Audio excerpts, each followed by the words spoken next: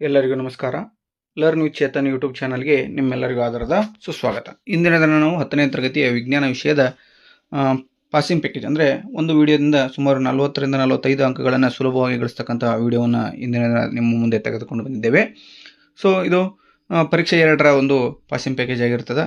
So ಯಾರು ಸ್ಕೋರನ್ನು ಕಡಿಮೆ ಮಾಡ್ಕೊಂಡಿದ್ರು ಅವ್ರಿಗೆ ನಮ್ಮ ಬರೀಲಿಕ್ಕೆ ಹೆಲ್ಪ್ ಆಗುತ್ತೆ ಅಂತ ಹೇಳ್ತಾ ಬನ್ನಿ ವಿಡಿಯೋನ ಸ್ಟಾರ್ಟ್ ಮಾಡೋಣ. ಹಾಗೆ ಇನ್ನೂ ಯಾರು ನಮ್ಮ ಚಾನಲನ್ನು ಸಬ್ಸ್ಕ್ರೈಬ್ ಮಾಡ್ಕೊಂಡಿಲ್ಲೋ ದಯವಿಟ್ಟು ಸಬ್ಸ್ಕ್ರೈಬ್ ಮಾಡ್ಕೊಳ್ಳಿ ಅಂತ ಹೇಳ್ತಾ ವಿಡಿಯೋನ ಸ್ಟಾರ್ಟ್ ಮಾಡೋಣ. ಸೊ SLC ವಿಜ್ಞಾನ ಚಿತ್ರಗಳು 2025-26. ಸೊ ಈಗಾಗಲೇ ಚಿತ್ರಗಳನ್ನು ನೀವು ಪ್ರಾಕ್ಟೀಸ್ ಮಾಡಿರ್ತೀರಿ. ಸೊ ಹೌದಾ. ಸೊ ಹಾಗಾಗಿ ನೀವು ಈ ಎಲ್ಲ ಚಿತ್ರಗಳನ್ನು ಅಂದರೆ ನೀರಿನ ವಿದ್ಯುದ್ವಿಭಜನೆ, ಸಾರರಿಕ್ತ ಸಲ್ಫ್ಯೂರಿಕ್ ಆಮ್ಲದೊಂದಿಗೆ ಸತ್ವವನ್ನು ಚೂರುಗಳ ವರ್ತನೆ, ಲೋಹದ ಮೇಲೆ ಹಬೆಯ ವರ್ತನೆ, ತಾಮ್ರದ ವಿದ್ಯುದ್ವಿಭಜನೆ ಚಿತ್ರ, ಹೃದಯ, ನೆಕ್ಸ್ಟು ತೆರೆದ ಮತ್ತು ಮುಚ್ಚಿದ ಪತ್ರರಂಧ, ನೆಫ್ರಾನು, ಮೆದುಳು, ಮತ್ತು ನೆಕ್ಸ್ಟು ಮೊಳೆಯುವಿಕೆ, ಹಾಗೆ ಸರಣಿ ಕ್ರಮ ಮತ್ತು ಸಮಾಂತರ ಜೋಡಣೆ ಕ್ರಮಗಳು, ನೆಕ್ಸ್ಟು ನೇರವಾದ ವಾಹಕದ ಮೂಲಕ ವಿದ್ಯುತ್ ಪ್ರವಾಹದ ಕಾಂತೀಯ ಪರಿಣಾಮಗಳು ಪಡೆದಿಂದ ಬರ್ತಕ್ಕಂಥ ಚಿತ್ರ, ನೇರ ವಾಹಕದ ಮೂಲಕ ವಿದ್ಯುತ್ ಪ್ರವಾಹ, ಆಮೇಲೆ ಬಿಳಿ ಬಣ್ಣದ ರೋಹಿತದ ಪುನರ್ ಸಂಯೋಜನೆಯ ಚಿತ್ರ ಆಗಿರ್ಬೋದು. ಇನ್ನು ಬೆಳಕಿನ ಪೀನ ಮಸರ ಮತ್ತು ನಿಮ್ನ ದರ್ಪಣಗಳ ಒಂದು ರೇಖಾಚಿತ್ರಗಳಾಗಿರ್ಬೋದು. ಸಿನಲ್ಲಿ ಇಟ್ಟಾಗ ನೋಡ್ಕೊಳ್ರಿ, ನಿಮ್ನ ದರ್ಪಣದಲ್ಲಿ ಸಿನಲ್ಲಿ ವಸ್ತುವನ್ನು ಇಟ್ಟಾಗ ಅನ್ನೋದನ್ನು ನೋಡ್ಕೊಳ್ರಿ. ಇನ್ನೊಂದು ಪೀನ ಮಸರದಲ್ಲಿ 2F1ನಲ್ಲಿ ಇಟ್ಟಾಗ ಅನ್ನೋದನ್ನು ನೋಡ್ಕೊಳ್ರಿ. ಅವೆರಡು ಮ್ಯಾಕ್ಸಿಮಮ್ ಇಂಪಾರ್ಟೆಂಟ್ ಆಗಿರ್ತದೆ. ಓಕೆನಾ. ಹಾಗೆ ಫಾರ್ಮುಲಾಗಳನ್ನು ಮತ್ತು ಏಕಮಾನಗಳನ್ನು ನೋಡ್ಕೊಳ್ಳಿ. ಅಷ್ಟೇ ಅಲ್ಲದೆ ಪ್ರಮುಖ ನಿಯಮಗಳು ಅಂತ ಬರ್ತವೆ, ಅವುಗಳನ್ನು ನೋಡಬೇಕಾಗ್ತದೆ. ಅವು ಯಾವ್ಯಾವಪ್ಪ ಅಂದರೆ, ಮೊದಲನೇದಾಗಿ ಓಮ್ನ ನಿಯಮ ಅಂತ ಇದೆ. ಸ್ಥಿರ ತಾಪಮಾನದಲ್ಲಿ ಲೋಹದ ತಂತಿಯ ನಡುವಿನ ವಿಭವಾಂತರ ವಿಯು ಅದರ ಮೂಲಕ ಹರಿಯುವ ವಿದ್ಯುತ್ ಪ್ರವಾಹಕ್ಕೆ ನೇರ ಅನುಪಾತದಲ್ಲಿರ್ತದೆ ಅಂತ ಇರ್ತದೆ. ಸೊ ಸೂತ್ರ V directly proportional to I ಈಗ ಆಗಿರ್ತದೆ. ಹಾಗೆ V = I × R ಅಂತ ಸೂತ್ರ ಬರೆದ್ರೆ ನಿಮ್ಗೆ 2 ಅಂಕ ಅಥವಾ 1 ಅಂಕ ಸಿಗ್ತದೆ. ಇನ್ನು ಎರಡನೇದು ಜೌಲನ ಉಷ್ಣೋತ್ಪಾದನಾ ನಿಯಮ ಅಂತ ಕೇಳಿದಾನೆ. ಒಂದು ರೋಧಕದಲ್ಲಿ ಉತ್ಪತ್ತಿಯಾಗುವ ಉಷ್ಣವು ಕೊಟ್ಟಿರುವ ರೋಧದಲ್ಲಿ ಪ್ರವಹಿಸುತ್ತಿರುವ ವಿದ್ಯುತ್ ಪ್ರವಾಹದ ವರ್ಗಕ್ಕೆ ನೇರ ಅನುಪಾತದಲ್ಲಿ, ಕೊಟ್ಟಿರುವ ವಿದ್ಯುತ್ ಪ್ರವಾಹಕ್ಕೆ ರೋಧವು ನೇರ ಅನುಪಾತದಲ್ಲಿ, ಹಾಗೆ ರೋಧಕಗಳ ಮೂಲಕ ಹರಿಯುವ ವಿದ್ಯುತ್ ಪ್ರವಾಹದ ಕಾಲಕ್ಕೆ ನೇರ ಅನುಪಾತದಲ್ಲಿ ಇರ್ತದೆ. ಹಾಗಾದರೆ ಫಾರ್ಮುಲಾ ಏನಪ್ಪ ಅಂದರೆ H = I² × RT. ಮೂರನೇದು ಬೆಳಕಿನ ಪ್ರತಿಫಲನದ ನಿಯಮಗಳನ್ನು ಕೇಳ್ತದೆ. ಇವೆರಡೂ ಕೂಡ ಇಂಪಾರ್ಟೆಂಟ್ ಆಗಿರ್ತದೆ. ಸೊ ಮೊನ್ನೆ ಆನ್ಯುವಲ್ ಎಕ್ಸಾಮ್ನಲ್ಲಿ ಮೊದಲೇ ಪರೀಕ್ಷೆಯಲ್ಲಿ ಈ ಒಂದು ಪ್ರಶ್ನೆ ಕೇಳಿರ್ತಾನೆ. ಪತನ ಕೋನವು ಪ್ರತಿಫಲನ ಕೋನಕ್ಕೆ ಸಮನಾಗಿರ್ತದೆ ಅನ್ನೋದು 1ನೇ ನಿಯಮ. 2ನೇ ನಿಯಮ ಪತನ ಕಿರಣ, ಪ್ರತಿಫಲನ ಕಿರಣ ಮತ್ತು ಲಂಬ ಕಿರಣ ಎಲ್ಲವೂ ಒಂದೇ ಸಮತಲದಲ್ಲಿ ಇರ್ತಾವೆ. ನೆಕ್ಸ್ಟು ಬೆಳಕಿನ ವಕ್ರೀಭವನದ ನಿಯಮಗಳನ್ನು ಕೇಳಿರ್ತಾನೆ. ಇಂಪಾರ್ಟೆಂಟ್, ಇದನ್ನು ಕೂಡ ಆನ್ಯುವಲ್ ಎಕ್ಸಾಮ್ನ ಮೊನ್ನೆ ಕೇಳಿದ್ದ. ಸೊ ಮೊದಲೇ ನೀವು ನೋಡ್ರಿ, ಪತನ ಕಿರಣ, ವಕ್ರೀಮ ಕಿರಣ ಮತ್ತು ಲಂಬ ಕಿರಣ ಎಲ್ಲವೂ ಒಂದೇ ಸಮತಲದಲ್ಲಿರ್ತವೆ. ಕೊಟ್ಟಿರುವ ಬೆಳಕಿನ ನಿರ್ದಿಷ್ಟ ಬಣ್ಣ ಮತ್ತು ನೀಡಿರುವ ಜೋಡಿ ಮಾಧ್ಯಮಗಳಿಗೆ ಪತನ ಕೋನದ ಸೈನು ಮತ್ತು ವಕ್ರೀಮ ಕೋನದ ಸೈನುಗಳ ಅನುಪಾತ ಸ್ಥಿರವಾಗಿರುತ್ತದೆ. ಇದನ್ನು ಸ್ನೇಲ್ನ ನಿಯಮ ಅಂತ ಕರಿತೀವಿ ನಾವು. sin I / sin R = ಸ್ಥಿರಾಂಕ ಆಗ್ತದೆ. ಓಕೆ. ಇನ್ನು ಬಲಗೈ ಹೆಬ್ಬೆರಳು ನಿಯಮ, ಮ್ಯಾಕ್ಸ್ವೆಲ್ನ ಬಲಗೈ ಹೆಬ್ಬೆರಳು ನಿಯಮವನ್ನು ಕೇಳ್ತಾನೆ. ಬಲಗೈನಲ್ಲಿ ವಿದ್ಯುತ್ ಪ್ರವಹಿಸುತ್ತಿರುವ ನೇರವಾದ ವಾಹಕವನ್ನು ಹಿಡಿದಾಗ ಹೆಬ್ಬೆರಳು ವಿದ್ಯುತ್ ಪ್ರವಾಹದ ದಿಕ್ಕನ್ನು ಮತ್ತು ಉಳಿದ ಬೆರಳುಗಳು ಕಾಂತಕ್ಷೇತ್ರದ ಕಾಂತೀಯ ವಲಯಗಳ ದಿಕ್ಕನ್ನು ಸೂಚಿಸುತ್ತದೆ ಅಂತ ಬರಿಬೇಕಾಗ್ತದೆ. ಇನ್ನು ಫ್ಲೇಮಿಂಗ್ನ 2ನೇ ನಿಯಮ ವೆರಿ ವೆರಿ ಇಂಪಾರ್ಟೆಂಟ್. ತೋರು ಬೆರಳು ಕಾಂತಕ್ಷೇತ್ರದ ದಿಕ್ಕನ್ನು, ಮಧ್ಯದ ಬೆರಳು ವಿದ್ಯುತ್ ಪ್ರವಾಹ ದಿಕ್ಕನ್ನು ಹಾಗೂ ಹೆಬ್ಬೆರಳು ವಾಹಕದ ಮೇಲೆ ವರ್ತಿಸುವ ಚಲನೆಯ ಅಥವಾ ಬಲದ ದಿಕ್ಕನ್ನು ಸೂಚಿಸುತ್ತದೆ ಅಂತ ಬರೆದ್ರೆ ನಿಮಗೆ ಸಂಪೂರ್ಣ ಅಂಕ ದೊರೆತದೆ. ಇನ್ನು ಸಾಮಾನ್ಯ ಹೆಸರುಗಳನ್ನು ಕೊಟ್ಟಿರ್ತಾರೆ ನೋಡ್ರಿ. ಚಲುವೆ ಪುಡಿ, ಅಡುಗೆ ಸೋಡಾ, ವಾಷಿಂಗ್ ಸೋಡಾ, ಅಡುಗೆ ಉಪ್ಪು, ಪ್ಲಾಸ್ಟರ್ ಆಫ್ ಪ್ಯಾರಿಸ್ ಮತ್ತು ಜಿಪ್ಸಮ್. ಮೊನ್ನೆ ಏನು ಮಾಡಿದ, ವಾಷಿಂಗ್ ಸೋಡಾ ಮತ್ತು ಪ್ಲಾಸ್ಟರ್ ಆಫ್ ಪ್ಯಾರಿಸ್ಗಳ ಒಂದು ಅಣುಸೂತ್ರ ಮತ್ತು ಉಪಯೋಗಗಳನ್ನು ಕೇಳಿದ್ದ. ಸೊ ಅವನು ನೋಡ್ತಾ ಹೋಗೋಣ. ಚಲುವೆ ಪುಡಿಯ ಅಣುಸೂತ್ರ CaOCl ಆಗಿರ್ತದೆ. ಅದರ ರಾಸಾಯನಿಕ ಹೆಸರು ಕ್ಯಾಲ್ಸಿಯಂ ಆಕ್ಸಿಕ್ಲೋರೈಡ್ ಆಗಿರ್ತದೆ. ಇನ್ನು ಅಡುಗೆ soda NaHCO3, sodium hydrogen carbonate. Washing soda, so ಇಲ್ಲಿ ಡೈರೆಕ್ಟ್ ಆಗಿದೆ ನೋಡಿ, ಇದನ್ನು ನೋಡ್ತಾ ಹೋಗ್ಬಿಡೋಣ ನಾವು. ಚಲುವೆ ಪುಡಿ ಕ್ಯಾಲ್ಸಿಯಂ ಆಕ್ಸಿಕ್ಲೋರೈಡ್ ಅಂತ ಕರಿತೀವಿ. ಅದರದ್ದು ಅಣುಸೂತ್ರ CaOCl2. ಇದರ ಉಪಯೋಗಗಳು ಏನಪ್ಪ ಅಂದ್ರೆ, ಬಟ್ಟೆ ಕಾರ್ಖಾನೆಗಳಲ್ಲಿ ಹತ್ತಿ ಮತ್ತು ನಾರುಗಳಿಗೆ ಬಿಳುಪು ನೀಡಲು, ಕಾಗದ ಕಾರ್ಖಾನೆಯಲ್ಲಿ ಮರದ ತಿರುಳಿಗೆ ಬಿಳುಪು ನೀಡಲು, ಹಾಗೆ ರಾಸಾಯನಿಕ ಕಾರ್ಖಾನೆಗಳಲ್ಲಿ ಉತ್ಕರ್ಷಣಕಾರಿಯಾಗಿ ಬಳಸ್ತಾರೆ. ಅಷ್ಟೇ ಅಲ್ಲದೆ ಕುಡಿಯುವ ನೀರನ್ನು ಕ್ರಿಮಿಗಳಿಂದ ಮುಕ್ತಗೊಳಿಸಲು ಸೋಂಕುನಾಶಕವಾಗಿ ಬಳಸ್ತಾರೆ. ಇನ್ನು ಪ್ಲಾಸ್ಟರ್ ಆಫ್ ಪ್ಯಾರಿಸ್ಸು, ಇದನ್ನು ರಾಸಾಯನಿಕ ಹೆಸರು ಕ್ಯಾಲ್ಸಿಯಂ ಸಲ್ಫೇಟ್ ಹೆಮಿಹೈಡ್ರೇಟ್ ಅಂತ ಕರಿತೀವಿ. CaSO4.12H2 ಅನ್ನೋದು ಇದರ ಒಂದು ಅಣುಸೂತ್ರ. ಇದರ ಉಪಯೋಗ ಎಲ್ಲಪ್ಪ ಅಂದ್ರೆ, ಆಟಿಕೆಗಳ ತಯಾರಿಕೆಯಲ್ಲಿ ಬಳಸ್ತಾರೆ, ಮೂಳೆ ಮುರಿತಕ್ಕೆ ಆಧಾರ ನೀಡಲು ಬಳಸುವರು, ಅಲಂಕಾರಿಕ ವಸ್ತುಗಳ ತಯಾರಿಕೆಯಲ್ಲಿ ಬಳಸ್ತಾರೆ, ನುಣುಪಾದ ಮೇಲ್ಮೈ ನಿರ್ಮಿಸಲು ಈ ಒಂದು ಪ್ಲಾಸ್ಟರ್ ಆಫ್ ಪ್ಯಾರಿಸನ್ನು ಬಳಸ್ತಾರೆ. ಈ ಪ್ಲಾಸ್ಟರ್ ಆಫ್ ಪ್ಯಾರಿಸ್ ಮತ್ತು ವಾಷಿಂಗ್ ಸೋಡಾವನ್ನು ಮೊನ್ನೆ ಆನ್ಯುವಲ್ ಎಕ್ಸಾಮ್ನಲ್ಲಿ ಕೊಟ್ಟಿದ್ದ. ಓಕೆನಾ. ಕ್ವಶನ್ ಇಂಪಾರ್ಟೆಂಟ್ ಆಗಿರ್ತದೆ. ಸೋಡಿಯಂ ಕಾರ್ಬೋನೇಟ್ ಅಂತ ಕರಿತೀವಿ ವಾಷಿಂಗ್ ಸೋಡಾವನ್ನು. Na2CO3 ಅಂತ. ಈ ಒಂದು ವಾಷಿಂಗ್ ಸೋಡಾವನ್ನು ಗಾಜು, ಸಾಬೂನು, ಕಾಗದ ತಯಾರಿಕೆಯಲ್ಲಿ ಬಳಸ್ತಾರೆ. ಬೋರಾಕ್ಸ್ ಉತ್ಪಾದಿಸಲು ಬಳಸುವರು, ನೀರಿನ ಶಾಶ್ವತ ಗಡತನ ನಿವಾರಣೆಗೆ ಬಳಸ್ತಾರೆ, ಹಾಗೆ ಗೃಹ ಬಳಕೆ ಸ್ವಚ್ಛಕಾರಿಯಾಗಿ ಕೂಡ ಈ ಒಂದು ವಾಷಿಂಗ್ ಸೋಡಾವನ್ನು ಬಳಸುತ್ತೇವೆ. ಇನ್ನು ನೆಕ್ಸ್ಟು ಅಡುಗೆ ಸೋಡಾ ಅಂತ ಇದೆ. ಸೊ ಈ ಅಡುಗೆ ಸೋಡಾದ ರಾಸಾಯನಿಕ ಹೆಸರು ಸೋಡಿಯಂ ಹೈಡ್ರೋಜನ್ ಕಾರ್ಬೋನೇಟ್. ಇದರ ಒಂದು ಸಂಕೇತ NaHCO3 ಆಗಿರ್ತದೆ. ಇದನ್ನು ಜಠರದ ಹೆಚ್ಚುವರಿ ಆಮ್ಲವನ್ನು ತಟಸ್ಥಗೊಳಿಸಲು ಆಮ್ಲಶಾಮಕವಾಗಿ ಬಳಸುವರು. ಹಾಗೆ ಬೆಂಕಿ ಆರಿಸುವ ಸೋಡಾ ಆಸಿಡ್ ಉಪಕರಣಗಳಲ್ಲಿ ಬಳಸ್ತಾರೆ. ನೆಕ್ಸ್ಟು ವೆರಿ ವೆರಿ ಇಂಪಾರ್ಟೆಂಟ್, ಸಮೀಪ ದೃಷ್ಟಿ ದೋಷ ಮಯೋಫಿಯಾ ಎಂದರೆ ಅಂತ ಕೇಳ್ತಾನೆ. ಸೊ ವ್ಯಕ್ತಿಯು ಸಮೀಪದ ವಸ್ತುಗಳನ್ನು ಸ್ಪಷ್ಟವಾಗಿ ನೋಡಬಲ್ಲ, ಆದರೆ ದೂರದ ವಸ್ತುಗಳನ್ನು ಸ್ಪಷ್ಟವಾಗಿ ನೋಡಲಾಗದ ಕಣ್ಣಿನ ಸ್ಥಿತಿಯನ್ನು ಸಮೀಪ ದೃಷ್ಟಿ ದೋಷ ಎಂದು ಕರೆಯುತ್ತೇವೆ.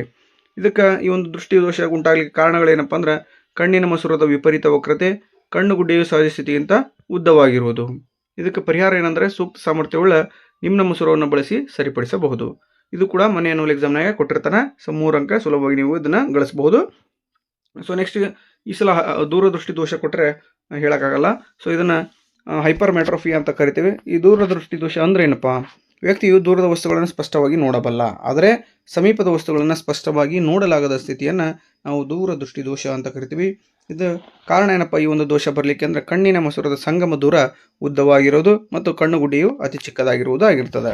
ಇನ್ನು ಇದಕ್ಕೆ ಪರಿಹಾರ ಏನಪ್ಪ ಅಂದರೆ ಸೂಕ್ತ ಸಾಮರ್ಥ್ಯವುಳ್ಳ ಪೀನ ಮಸೂರವನ್ನು ಬಳಸಿ ಸರಿಪಡಿಸಬಹುದು. ಇನ್ನು ಪ್ರೆಸ್ಬಯೋಫಿಯಾ, ಇದನ್ನು ಕೂಡ ಮೊನ್ನೆ ಪರೀಕ್ಷೆಯಲ್ಲಿ ಕೊಟ್ಟಿದ್ದ ಅಥವಾ ಪ್ರಶ್ನೆಯಾಗಿ, ವಯಸ್ಸಾದಂತೆ ಕೆಲವರಿಗೆ ಹತ್ತಿರದ ವಸ್ತುಗಳನ್ನು ಆರಾಮದಾಯಕವಾಗಿ ಮತ್ತು ಸ್ಪಷ್ಟವಾಗಿ ಸರಿಪಡಿಸುವ ಕನ್ನಡಕವಿಲ್ಲದೆ ನೋಡಲು ಸಾಧ್ಯವಿಲ್ಲ. ಕಣ್ಣಿನ ಈ ದೋಷವನ್ನು ಪ್ರೆಸ್ಬಯೋಫಿಯಾ ಅಂತ ಕರೀತಾರೆ. ಇದಕ್ಕೆ ಈ ಒಂದು ಪ್ರೆಸ್ಬಯೋಫಿಯಾ ಉಂಟಾಗಲಿಕ್ಕೆ ಕಾರಣ ಏನಪ್ಪ ಅಂದ್ರೆ ಮಸೂರು ತನ್ನ ಸ್ಥಿತಿಸ್ಥಾಪಕ ಶಕ್ತಿಯನ್ನು ಕಳೆದುಕೊಳ್ಳುವುದು, ಸಿಲಿಯರಿ ಸ್ನಾಯುಗಳು ದುರ್ಬಲಗೊಳ್ಳುವುದಾಗ್ತದೆ. ಇನ್ನು ಪರಿಹಾರ ಏನಪ್ಪ ಅಂದರೆ ದ್ವಿಸಂಗಮ ಮಸೂರವನ್ನು ಬಳಸೋದಾಗಿರ್ತದೆ. ಇನ್ನು ಕಣ್ಣಿನ ಪೊರೆ ಅಥವಾ ಕ್ಯಾಟ್ರಾಕ್ಟ್ ಅಂತ ಇದೆ. ವಯಸ್ಸಾದವರಿಗೆ ಕೆಲವೊಮ್ಮೆ ಕಣ್ಣಿನ ಸ್ಫಟಿಕ ಮಸೂರವು ಹಾಲಿನಂತೆ ಬೆಳ್ಳಗೆ ಹಾಗೂ ಮೋಡ ಕವಿದಂತಾಗುತ್ತದೆ. ಈ ದೋಷವನ್ನು ನಾವು ಕ್ಯಾಟ್ರಾಕ್ಟ್ ಅಂತ ಕರಿತೀವಿ. ಇದು ಭಾಗಶಃ ಅಥವಾ ಪೂರ್ಣ ದೃಷ್ಟಿ ದೋಷ ನಷ್ಟ ಉಂಟು ಮಾಡ್ತದೆ. ಕಣ್ಣಿನ ಪೊರೆಯ ಶಸ್ತ್ರಚಿಕಿತ್ಸೆಯ ಮೂಲಕ ಕಣ್ಣಿನ ದೃಷ್ಟಿಯನ್ನು ಪುನರ್ ಸ್ಥಾಪಿಸಬಹುದು. ಇನ್ನು ಸಸ್ಯ ಹಾರ್ಮೋನುಗಳಂತ ಇದೆ. ಇವುಗಳ ಕಾರ್ಯವನ್ನು ನೋಡ್ತಾ ಹೋಗೋಣ. ಇಲ್ಲಿ ಆಕ್ಸಿನ್ ಜೀವಕೋಶಗಳನ್ನು ಉದ್ದವಾಗಿ ಬೆಳೆಯಲು ಪ್ರಚೋದಿಸುತ್ತದೆ. ಹಾಗೆ ಸಸ್ಯದ ಬೆಳವಣಿಗೆ ಸಹಕಾರಿ ಅಂತ ಬರೆದ್ರೂ ಕೂಡ ನಡೀತದೆ.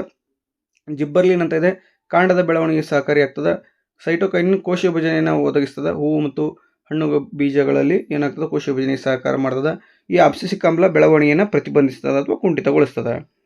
ಇನ್ನು ಮಾನವನ ಹಾರ್ಮೋನ್ಗಳನ್ನು ನೋಡ್ತೋಗೋಣ. ಪಿಟ್ಯುಟರಿ ಗ್ರಂಥಿ ಬೆಳವಣಿಗೆ ಹಾರ್ಮೋನನ್ನು ಬಿಡುಗಡೆ ಮಾಡ್ತದೆ. ಕಾರ್ಯ ಏನಪ್ಪ ಅಂದರೆ ಎಲ್ಲ ಅಂಗಗಳ ಬೆಳವಣಿಗೆಯನ್ನು ಪ್ರಚೋದಿಸ್ತದೆ.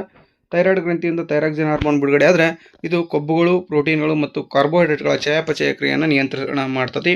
ಮೆದೋಜೀರಕ ಗ್ರಂಥಿ ಇನ್ಸುಲಿನ್ ಹಾರ್ಮೋನ್ನ ಬಿಡುಗಡೆ ಮಾಡಿದರೆ ರಕ್ತದಲ್ಲಿನ ಸಕ್ಕರೆ ಮಟ್ಟವನ್ನು ಈ ಒಂದು ಇನ್ಸುಲಿನ್ ನಿಯಂತ್ರಣ ಮಾಡ್ತದೆ.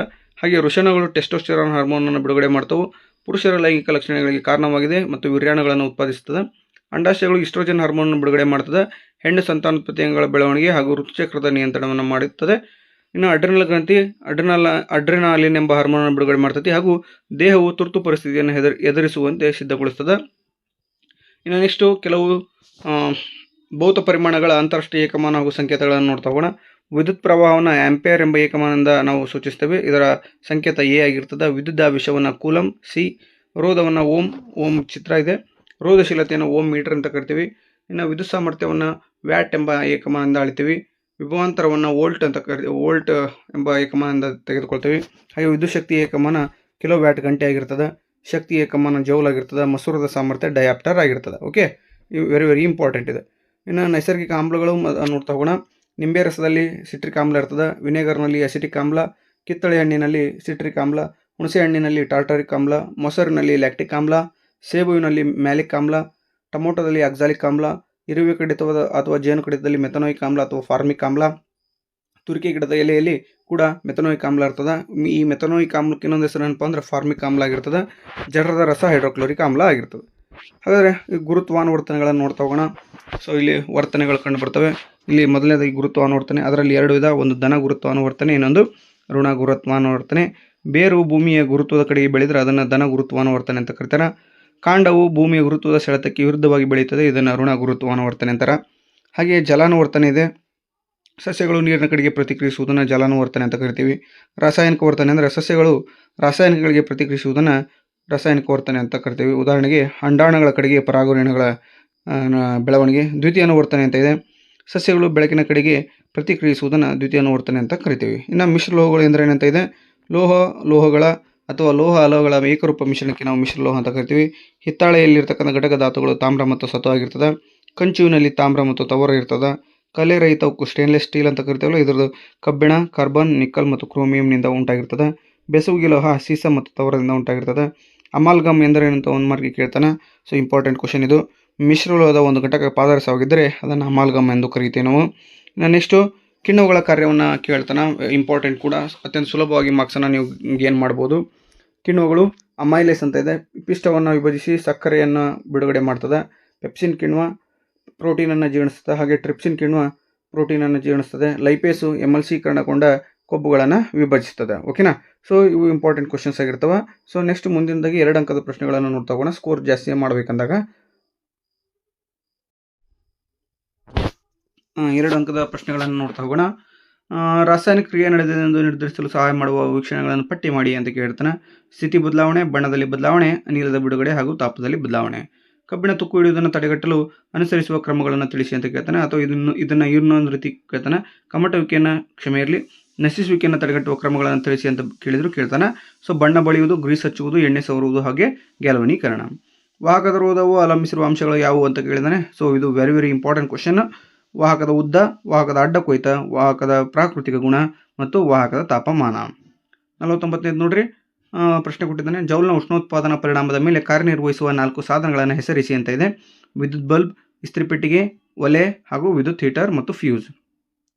ಅತ್ಯಂತ ಸರಳ ಹೈಡ್ರೋಕಾರ್ಬನ್ ಹೆಸರು ಮತ್ತು ಅಣುಸೂತ್ರ ಬರೆಯಿರಿ ಅಂತ ಇದೆ. ಅತ್ಯಂತ ಸರಳ ಹೈಡ್ರೋಕಾರ್ಬನ್ ಯಾವುದಪ್ಪ ಅಂದರೆ ಮೀಥೇನ್. ಇದರ ಅಣುಸೂತ್ರ CH4 ಆಗಿರ್ತದೆ. ಕಮಟುವಿಕೆ ಎಂದರೇನು, ತಡೆಗಟ್ಟುವ ಕ್ರಮಗಳನ್ನು ಬರೆಯಿರಿ ಅಂತ ಕೇಳಿದಾನೆ. ಎಣ್ಣೆ ಮತ್ತು ಕೊಬ್ಬಿನಿಂದ ತಯಾರಿಸಿದ ಆಹಾರ ಪದಾರ್ಥಗಳು ಉತ್ಕರ್ಷಣೆಗೊಂಡು ರುಚಿ ಮತ್ತು ವಾಸನೆಯಲ್ಲಿ ಬದಲಾಗ್ತವೆ, ಇದನ್ನು ಕಮಟುವಿಕೆ ಅಂತಾರೆ. ಹಾಗಾದರೆ ತಡೆಗಟ್ಟುವ ವಿಧಾನಗಳು ಏನಪ್ಪ ಅಂದರೆ ಆಹಾರ ಪದಾರ್ಥಗಳಿಗೆ ಪ್ರತಿ ಉತ್ಕರ್ಷಗಳನ್ನು ಸೇರಿಸುವುದಾಗಿರ್ಬೋದು, ನೈಟ್ರೋಜನ್ ಅನಿಲವನ್ನು ಹಾಯಿಸೋದಾಗಿರ್ತದೆ. ಗೃಹ ಬಳಕೆ ವಿದ್ಯುತ್ ಮಂಡಲದಲ್ಲಿ ಓವರ್ಲೋಡನ್ನು ತಪ್ಪಿಸಲು ಯಾವ ಮುನ್ನೆಚ್ಚರಿಕೆ ಕ್ರಮಗಳನ್ನು ತೆಗೆದುಕೊಳ್ಳಬೇಕು ಅಂತ ಕೇಳಿದ. ನೆಕ್ಸ್ಟ್ ಕ್ವಶನು, ಸಜೀವ ತಂತಿ ಮತ್ತು ತಟಸ್ಥ ತಂತಿಗಳು ನೇರ ಸಂಪರ್ಕಕ್ಕೆ ಬರದಂತೆ ನೋಡಿಕೊಳ್ಳಬೇಕು. ಮಂಡಲದಲ್ಲಿ ಇರಿಸುವ ಮಂಡಲ ಉಂಟಾಗದಂತೆ ನೋಡಿಕೊಳ್ಳಬೇಕು. ಹಲವು ವಿದ್ಯುತ್ ಉಪಕರಣಗಳನ್ನು ಒಂದೇ ಸಾಕೆಟ್ಗೆ ಜೋಡಿಸಬಾರದು. ಹಲವು ಗುಣಮಟ್ಟದ ತಂತಿ ಮತ್ತು ವಿದ್ಯುತ್ ಉಪಕರಣಗಳನ್ನು ಬಳಸಬೇಕಾಗ್ತದೆ. ಅಯಾನಿಕ ಸಂಯುಕ್ತಗಳ 4 ಗುಣಲಕ್ಷಣಗಳನ್ನು ಕೇಳಿದಾನೆ. ಘನ ವಸ್ತುಗಳಾಗಿರ್ತವೆ, ಸಾಮಾನ್ಯವಾಗಿ ಬಿದ್ರವಾಗಿದ್ದು ಒತ್ತಡ ಹಾಕಿದಾಗ ಪುಡಿಯಾಗ್ತವೆ. ಹೆಚ್ಚಿನ ಕರಗುವ ಬಿಂದು ಮತ್ತು ಕುದಿ ಬಿಂದುಗಳನ್ನು ಹೊಂದಿರ್ತವೆ. ಅಯಾನಿಕ ಸಂಯುಕ್ತಗಳು ಸಾಮಾನ್ಯವಾಗಿ ನೀರಿನಲ್ಲಿ ವಿಲೀನವಾಗ್ತವೆ, ಆದರೆ ಸಾವಯವ ದ್ರಾವಕಗಳಲ್ಲಿ ವಿಲೀನವಾಗುವುದಿಲ್ಲ. ಘನ ಸ್ಥಿತಿಯಲ್ಲಿ ತಮ್ಮ ಮೂಲಕ ವಿದ್ಯುತ್ತನ್ನು ಹರಿಯಲು ಬಿಡುವುದಿಲ್ಲ, ಆದರೆ ದ್ರವಿಸಿದ ಸ್ಥಿತಿಯಲ್ಲಿ ಅಥವಾ ಜಲೀಯ ದ್ರಾವಣದ ಸ್ಥಿತಿಯಲ್ಲಿ ತಮ್ಮ ಮೂಲಕ ವಿದ್ಯುತ್ತನ್ನು ಹರಿಯಲು ಬಿಡುತ್ತವೆ. ಇನ್ನು ಸಾಬೂನು ಕೊಳೆಯನ್ನು ಸ್ವಚ್ಛಗೊಳಿಸುವ ಪ್ರಕ್ರಿಯೆಯನ್ನು ವಿವರಿಸಿ ಅಂತ ಕೇಳಿದಾನೆ. ಸೊ ಇದು 2 ಮಾರ್ಕ್ಸ್ಗೆ ಇಂಪಾರ್ಟೆಂಟ್, ಮೊನ್ನೆ ನಾವು ಎಕ್ಸಾಮ್ನಾಗ ಕೂಡ ಕೊಟ್ಟಿರ್ತಕ್ಕಂಥ ಪ್ರಶ್ನೆ. ಸಾಬೂನಿನ ಅಯಾನಿಕ ತುದಿ ನೀರಿನೊಂದಿಗೆ ವರ್ತಿಸಿದರೆ ಕಾರ್ಬನ್ ಸರಪಳಿಯು ಎಣ್ಣೆ ಅಥವಾ ಜಿಡ್ಡಿನೊಂದಿಗೆ ವರ್ತಿಸುತ್ತದೆ. ಹೀಗೆ ಸಾಬೂನಿನ ಅಣುಗಳು ಮಿಸಲ್ಗಳೆಂಬ ರಚನೆಗಳನ್ನು ಉಂಟು ಮಾಡುತ್ತವೆ. ಸಾಬೂನಿನ ಅಣುಗಳ ಹೈಡ್ರೋಕಾರ್ಬನ್ ತುದಿ ಎಣ್ಣೆಯ ಹನಿಯ ಕಡೆಗೆ ಇರುತ್ತದೆ ಹಾಗೂ ಅಯಾನಿಕ ತುದಿಯು ಹೊರಮುಖವಾಗಿರುತ್ತದೆ. ಇದು ನೀರಿನಲ್ಲಿ ಎಮಲ್ಷನ್ ಅನ್ನು ಉಂಟು ಮಾಡುತ್ತದೆ. ಹೀಗೆ ಸಾಬೂನಿನ ಮಿಸಲ್ ನೀರಿನಲ್ಲಿ ಕೊಳೆಯನ್ನು ಕಿತ್ತು ಹೊರತೆಗೆಯಲು ಸಹಾಯ ಮಾಡುತ್ತದೆ ಮತ್ತು ಬಟ್ಟೆಯನ್ನು ಸ್ವಚ್ಛಗೊಳಿಸುತ್ತದೆ. ಇಲೆಕ್ಟ್ರಾನ್ ವರ್ಗಾವಣೆಯಿಂದ ಸೋಡಿಯಂ ಕ್ಲೋರೈಡ್ ಅಣು ಉಂಟಾಗುವುದನ್ನು ವಿವರಿಸಿ ಅಂತ ಕೇಳಿದಾನೆ. ಸೊ ಈ ಒಂದು ಇದೇ ಕ್ವಶನು ಮೊನ್ನೆ ನಡೆದಿರ್ತಕ್ಕಂಥ ಎನ್ಒಎಲ್ ಎಕ್ಸಾಮ್ನಲ್ಲಿ ಬಂದಿರತಕ್ಕಂಥ ಪ್ರಶ್ನೆ ಇದು. ಓಕೆ, ವೆರಿ ವೆರಿ ಇಂಪಾರ್ಟೆಂಟ್ ಆಗಿರ್ತದೆ. ಈ ಮೆಗ್ನೀಷಿಯಂ ಕ್ಲೋರೈಡ್ ಅನ್ನೋದನ್ನು ನೋಡ್ಕೊಡ್ರಿ, ಸೋಡಿಯಂ ಕ್ಲೋರೈಡ್ ಕೂಡ ನೋಡ್ಕೊಳ್ಳಿ. 2ರಲ್ಲಿ ಯಾವ್ದಾದ್ರು ಒಂದನ್ನು ಕೇಳ್ತಾನೆ. ಇನ್ನು ಇಲ್ಲಿದೆ ನೋಡಿರಿ ಇದು. ಓಕೆನಾ. ಸೊ 2ರಲ್ಲಿ ಯಾವ್ದಾದ್ರು ಒಂದು ಕೇಳ್ತಾನೆ, ಇಂಪಾರ್ಟೆಂಟ್ ಆಗಿರ್ತದೆ, ಪ್ರಾಕ್ಟೀಸ್ ಮಾಡಿ. ಇನ್ನು ಸಸ್ಯಗಳ ದ್ಯುತಿ ಸಂಶ್ಲೇಷಣೆಯಲ್ಲಿ ಜರುಗುವ ಘಟನೆಗಳು ಕೇಳಿದಾನೆ, ಇಂಪಾರ್ಟೆಂಟ್ ಇದು ಕೂಡ. ಕ್ಲೋರೋಫಿಲ್ನಿಂದ ಬೆಳಕಿನ ಶಕ್ತಿ ಹೀರುವಿಕೆ ಆಗಿರೋದು. ನೆಕ್ಸ್ಟ್ ಬೆಳಕಿನ ಶಕ್ತಿಯು ರಾಸಾಯನಿಕ ಶಕ್ತಿಯಾಗಿ ಪರಿವರ್ತನೆ ಆಗೋದು. ನೀರಿನ ಅಣುಗಳು ಹೈಡ್ರೋಜನ್ ಮತ್ತು ಆಕ್ಸಿಜನ್ ಅಣುಗಳಾಗಿ ವಿಭಜಿಸಲ್ಪಡುವುದು.